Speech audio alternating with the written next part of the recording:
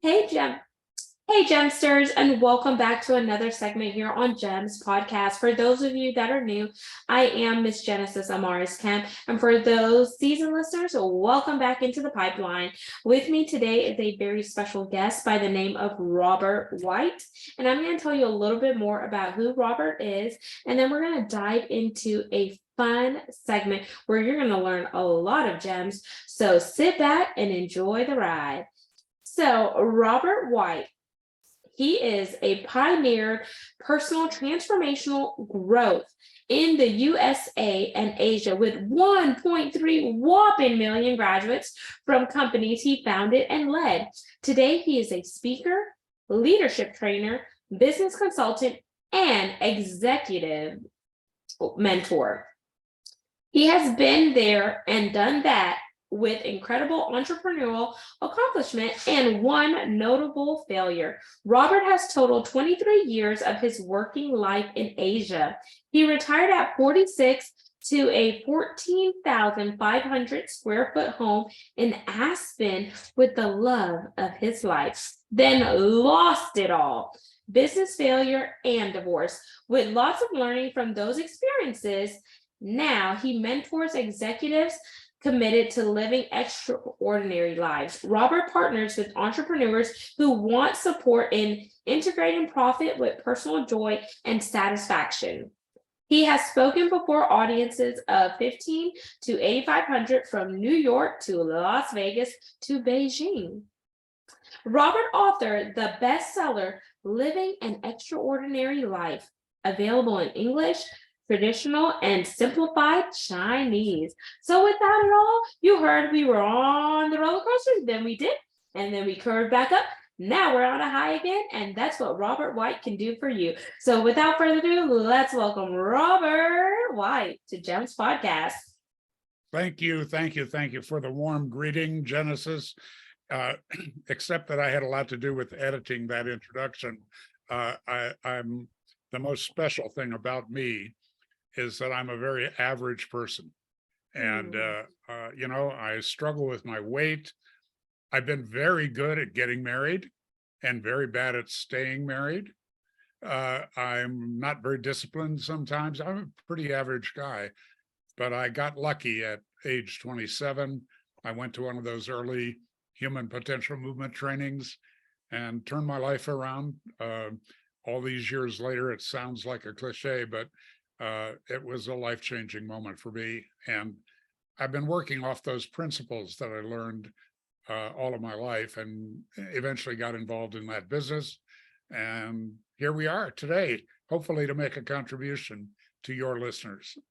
Yes, and thank you so much. And I love the fact that you just said, despite all the accolades and the bio, that you're an average person and you're doing life out here. So you're taking the ordinary and partnering it with the extra and making it extraordinary, but you still have that humbling mindset and attitude, because there are so many times where people have arrived and they feel like they're on top of the mountain and they think that their poop does not stink, for a lack of better words.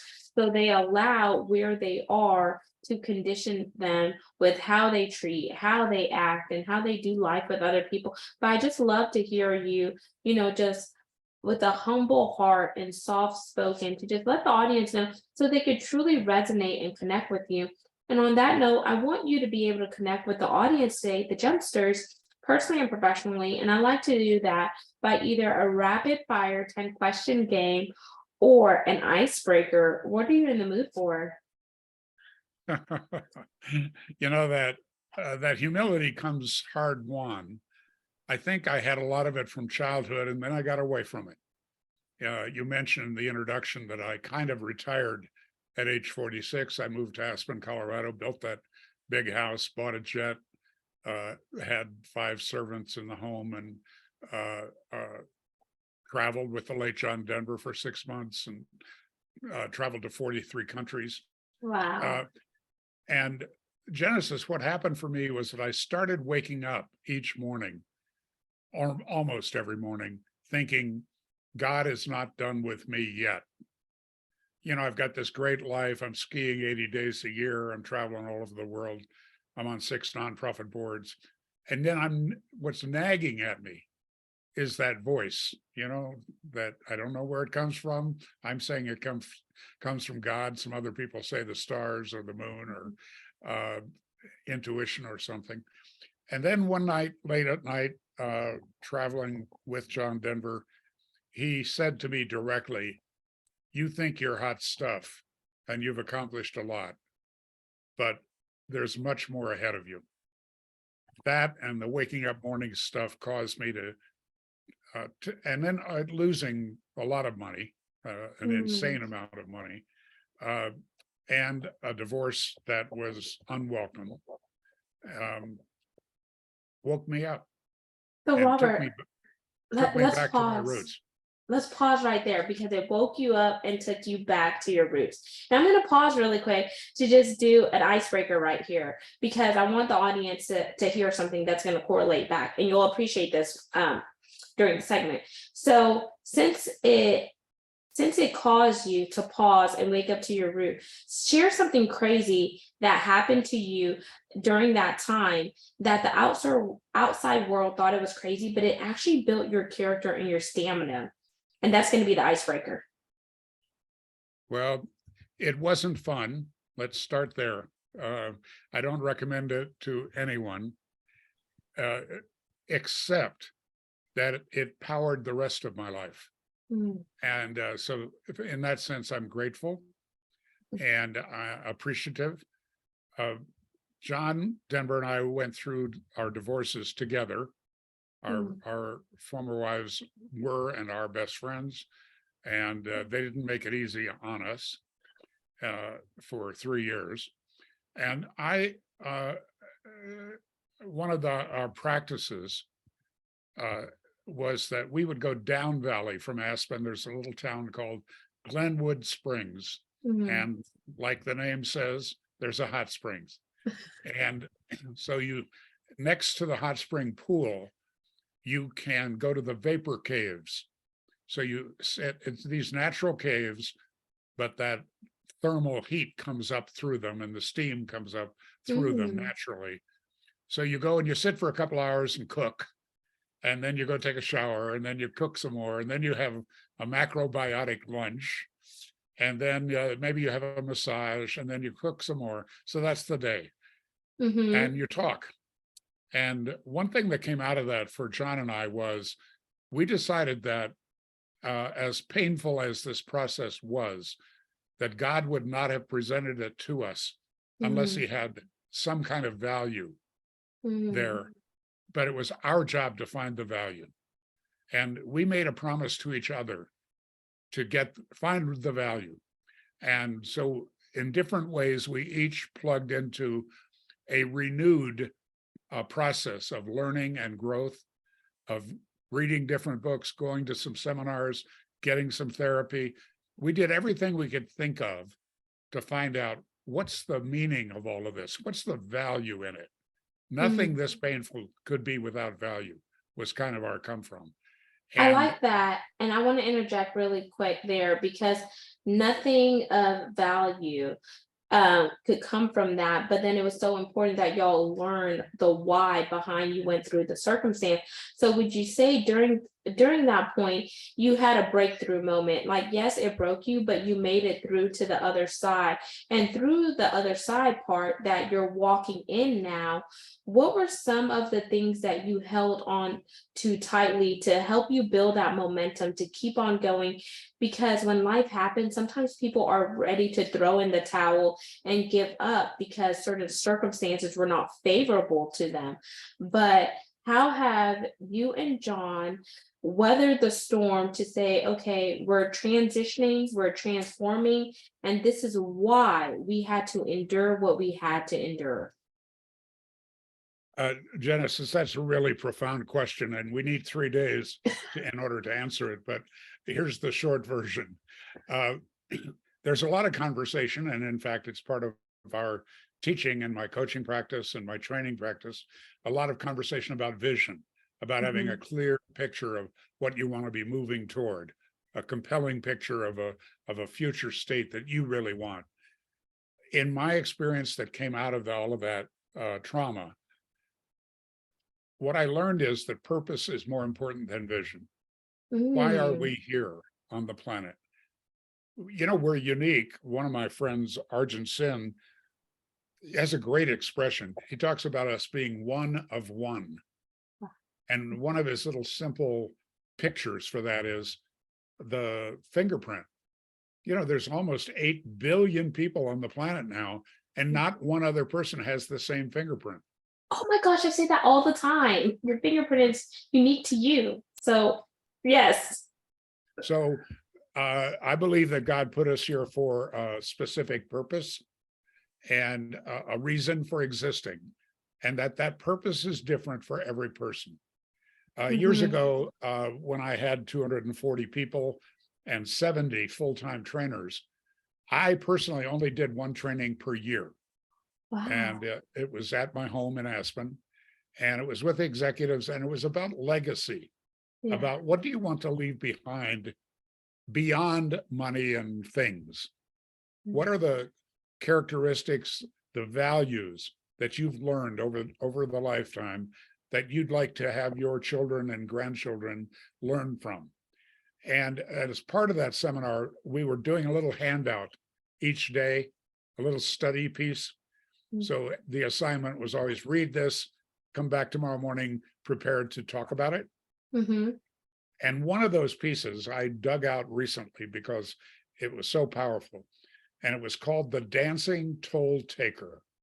Oh. The Dancing Toll Taker. This was a guy who, back before all of the computer stuff, who collected tolls on the Golden Gate Bridge between San Francisco and Marin County to the north. And of course, there are many commuters, people that work in the city but live across the bay in Marin. So every morning there was a huge number of cars lined up to pay their toll for the bridge to go into San Francisco. And a newspaper reporter noticed that there were like 10 gates to go to the toll booth, and that at 9 of the gates, there might be 3 or 4 cars waiting. But at one of the gates, there'd be 10 or 20 cars waiting. I mean, why would they do that? They're going to work, they're busy, they're probably a little late if they're like me. And so the reporter investigated and met this guy. The guy was a typical government employee, collecting $2, $2, $2. And, the customers are sometimes not very nice. They've had to wait. Mm. Well, why would 10 or 20 cars wait at his booth? Well, it was Mhm. because some months earlier, he realized that his life was going not in a good direction, and that he didn't like his job very much. And he asked himself, why am I here? What is it that is unique about me? What is Mm. my unique purpose, my reason for being? And what came up for him was body movement, and especially dancing. That it Mm. was what he always loved. It's what he wanted to do as a profession, and he needed to work on it. So he went to his boss and said, could I get permission to put a boom box in my booth? And typical of that kind of government organization, the boss just wanted him to go away. So he said, yeah, it's okay. So he put a boom box in his booth and he danced every day for 8 hours. Wow. I want to let that marinate there because I think this is just something that the audience needs to soak in. Because if you're listening and you don't know what your legacy is, hear the story. You just heard the story of the dancing toll taker. His purpose was to dance, it was movement and etc. But he had this mundane job that he did not like to do. However, he mirrored his purpose and his passion with his job to create an environment that now is conducive for his purpose and passion.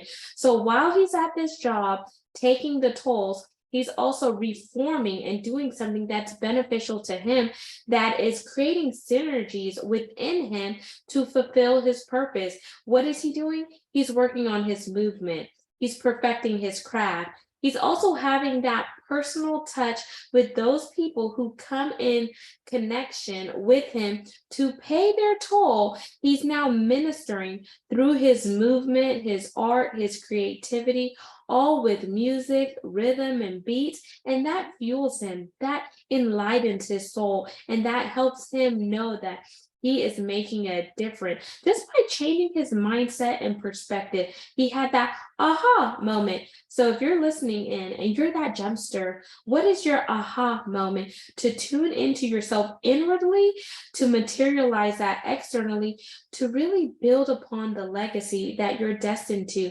And all it starts with that one fingerprint, that DNA that is yours, that's rooted in you. What are you doing to leave this world better than you found it? I want that to marinate and feed your mind, body, and soul today, because that story enlightened me, Robert. And there was a reason why you had to share that today with the Gemsters. Well, what I realized during that process of learning and new experiences and that commitment to find out where's the value in this tragedy, this horrible thing that's happening to me and to my children. And what I realized is that I had an early purpose in my life, which was I'll never be poor again. And what the experts say is that's a negative purpose. You're pushing away from something. But it motivated me. You know, some people who grow up in poverty, it scars them for the rest of their life. They don't get beyond that. Other people protest it, and that was me. And I fiercely said that I'll never be poor again. And that caused a huge amount of success, you know, building companies and making more money than I ever dreamed of, and some wonderful experiences. So in that sense, that motivated me. However, what was missing and what I realized in this process of renewal, and it's now in the subtitle of my book, which is unlocking your potential for success, right? It's important, but also joy and fulfillment. Yes. That's what was missing in my life, was that I wasn't doing what that toll taker was doing. I wasn't injecting joy into my daily life experience. And I made a promise then that I would do that. I wrote the book after that. And I, you know, life's not perfect for me every day. I have some things to complain about. Hang around me long enough, Genesis, and you'll hear them, I suppose.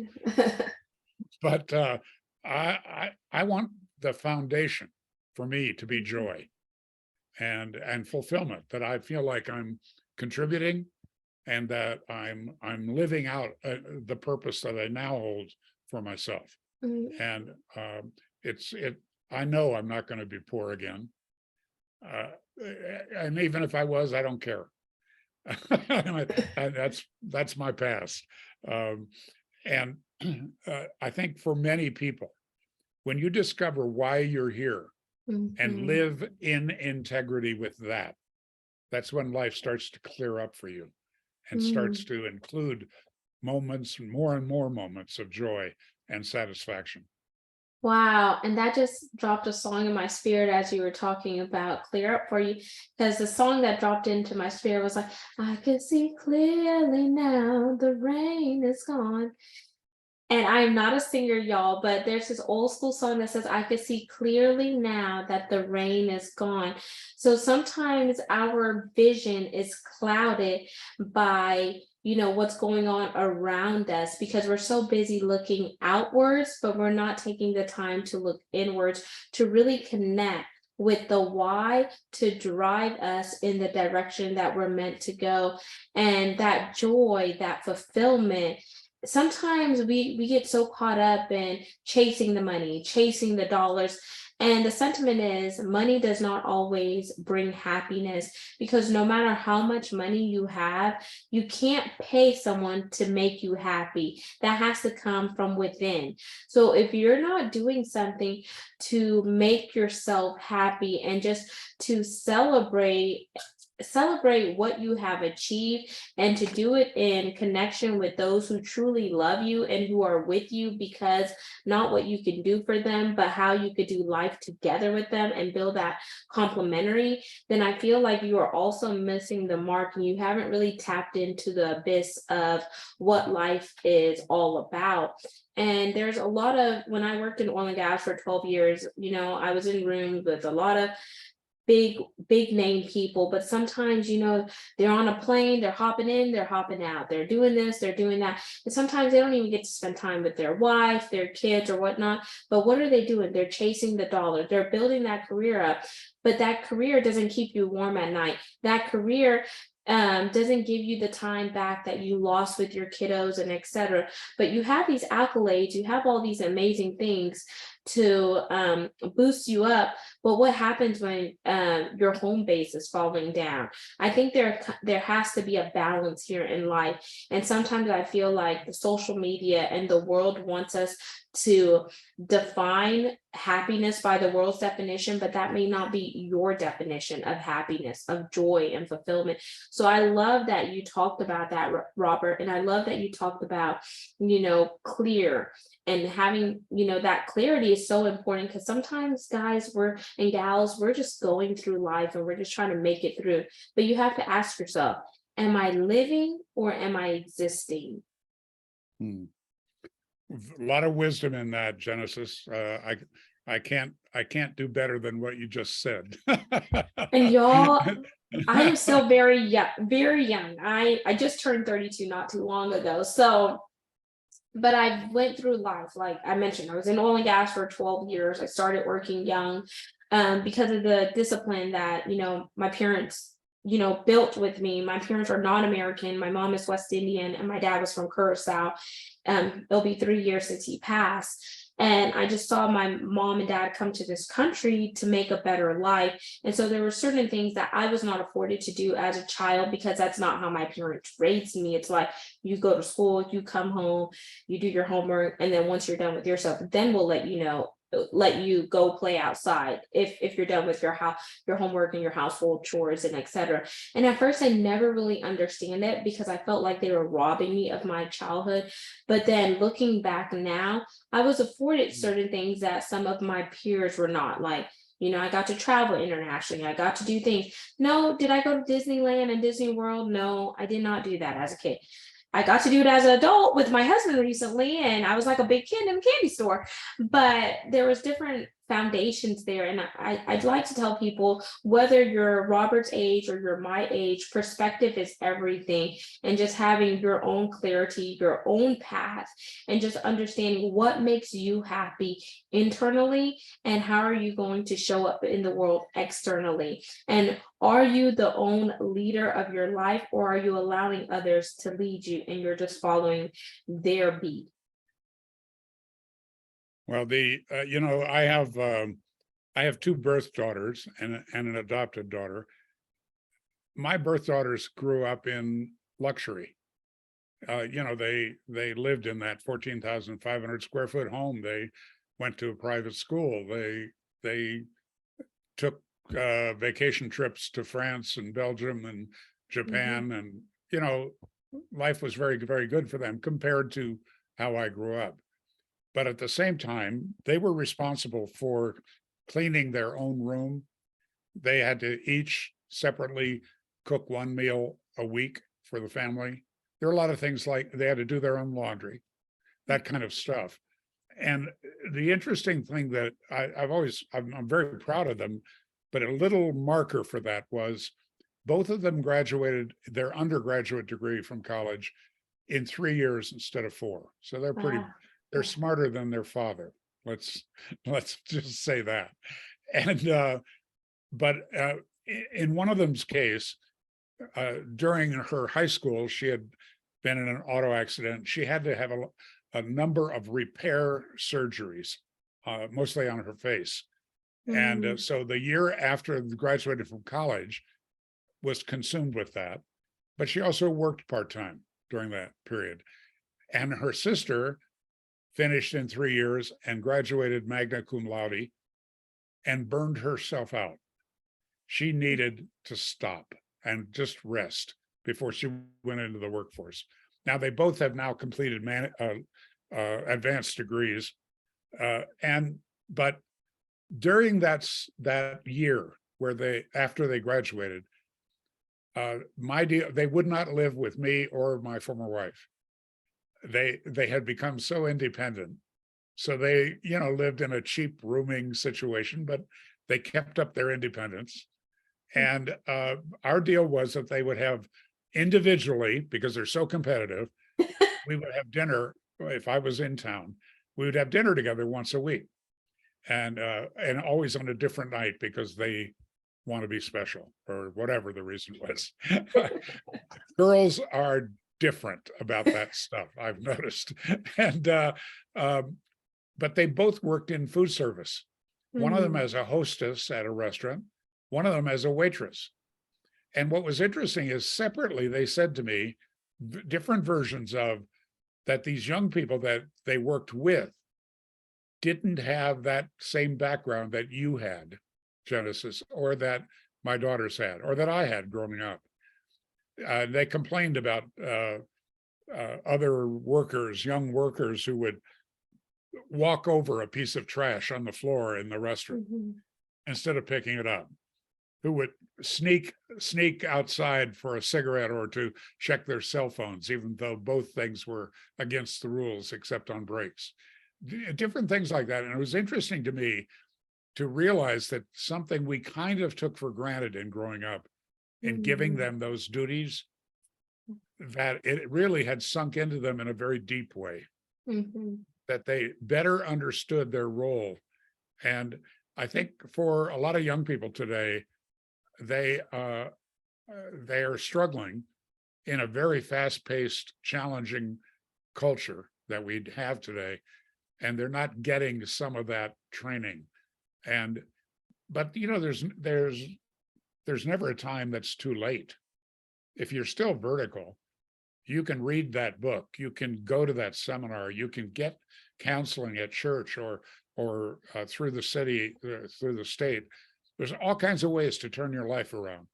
Yes. And it just takes a promise to do it.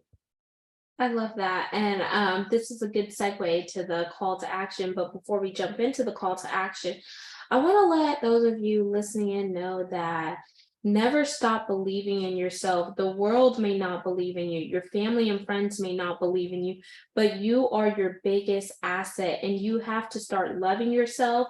You have to start dreaming again so you could turn those dreams into reality. And you have to get over IS, and that's imposter syndrome, because if you keep comparing yourself to other people, you will never accomplish what you set out to do, because those people may not even be in your swim lane as you, and they may not have the same gifts and talents and desires that you do. So please stop doing that. And start today. When you listen to this recording and you watch this video, start today. Write down some of the things that you have. Even if you need to put your phone on do not disturb and you need to pull out a paper and a pen and just start having a brainstorm exercise of all the things you dreamed of back when you were a kid and the things you're dreaming about now, and build out your roadmap of where you are heading. And then start linking arms with people that are already doing the things that you aspire to do, and ask them to become a mentor, and you mentee them, and have a synergy partnership, and not a with them, what's in it for me, but what's in it for we. How can we do this thing called life together in order for you to be the man or the woman, the girl, the gal, however you identify, as the best version of yourself. So now let's jump into the CTA, which is a call to action. Robert, what is your call to action for the audience today? Share your website and where they can find the book at too. Well, the website is pretty simple, therobertwhite.com, therobertwhite.com. So there are about a zillion Robert Whites in the world. So the only way I could get that website was to call it therobertwhite.com. And what you'll find there, if you click on resources, is the opportunity to sign up for a weekly email that will come to you that is called An Extraordinary Minute. It's an idea from a book that I've read or a video that I've watched or life, and then my comments on it, all designed to be read in only 1 minute or less. So it's a little pick-me-up, a little thought piece once a week, and several thousand people read it. It's been going now for 13 years, and it's a way for us to be in touch and for me to contribute. And when you sign up for it, you'll also receive a download free of a 28-page essay that I wrote about success. I've rewritten it 20 times, and this is the latest version. It's a short course, and it includes a little test on a little way to measure where you are on some of those important principles that we've talked about. So it's a self-administered and self-scored test that many people have found useful. On the financial side, if you want to spend $20, you can slide it over a little bit, Robert, so it could be in the frame. There you have it. Extraordinary Life. Yes. It's on, of course, Amazon and Barnes and Noble and all those things, Kindle. If you buy it on my website, you get it. I sign it before I send it to you. That's the only difference. But that's another way that I can call to action for you. Many people have found the book very valuable. It's not about my life. It's about the experience of hundreds of thousands of people that have gone through our seminars and how they interacted with the material. And so it's like a seminar in a book in a way. So that's, I do some group coaching, things like that, but let's get into relationship first. So sign up for my e-zine, and if possible, my daughter now accuses me of, Dad, you've become just a book salesman. Yeah. No, not just a book salesman, but Robert, you're more than that. And I just want to thank you just so much for just sharing the story and just your life experiences in a short, condensed way. And there's so much more that we could have talked about today, but we're definitely going to have to do this again. So you are no stranger once you're in the Gemsters community. And audience, I definitely want you to go check out Robert's stuff that he has going on. All of his contact information will be in the show notes along with mine. And one of the things that goes far is to like, comment, and subscribe to the podcast. We're available on 40+ platforms, and just get involved in the community. And if you want to be a brand sponsor, it is paid sponsorship. Send me a note and let's see how we could partner and link arms together. But until next time, peace, love, and lots of blessings. Have yourself an amazing day. Much love to all.